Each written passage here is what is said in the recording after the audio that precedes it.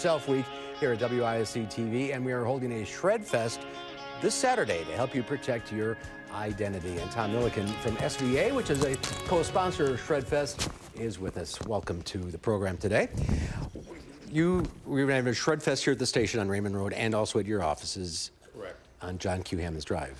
Right. You've done this in the past. You get a pretty good response, don't you? Oh, we had, I think, over 500 people last time we did this. Tom, your microphone's not turned on. If I can, where's your pack? Excuse us here for a second. Oh, it is on. Mine's on. No, never mind. We'll just set it here. So what should you shred? Certainly financial records and certainly tax records. You have a certain period of time you need to keep those for. Generally, we recommend up to 7 years. But anything that has financial information, social security number, medical records, if you don't need to keep them, really, get rid of them, get them shred. Things that you might get in the mail, like offers from credit card companies to open up a new credit card, or sometimes you'll get checks that you can fill out from an existing credit card that you have. Mm-hmm. Those things are all opportunities for a thief to take that information and compromise your financial records. Our story tonight with Susan Simon is about tax fraud and people filing your tax forms illegally.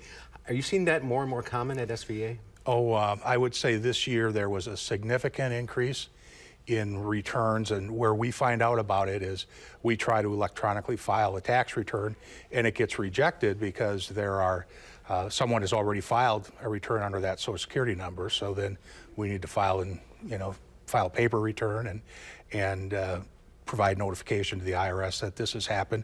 Many times the IRS is already onto it. They've have systems that they've already kind of been alerted that something is a little bit off base, and so they may have sent a letter to our client saying, hey, we got this tax return, we want some more information. And one we had, well, I haven't filed it yet. What are you talking haven't about? filed it right yet. So then that kind of triggers a hold on your record, and they ask you to provide some more information. And but a dramatic increase this year.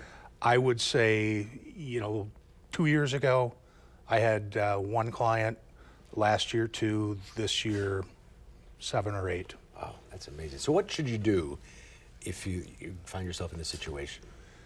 Identity theft, like with a tax return, I think we find that the first thing that we'll do is notify the client of the problem, and generally they're kind of upset and concerned. But what we have to do, and then there's a form that's filed with the IRS.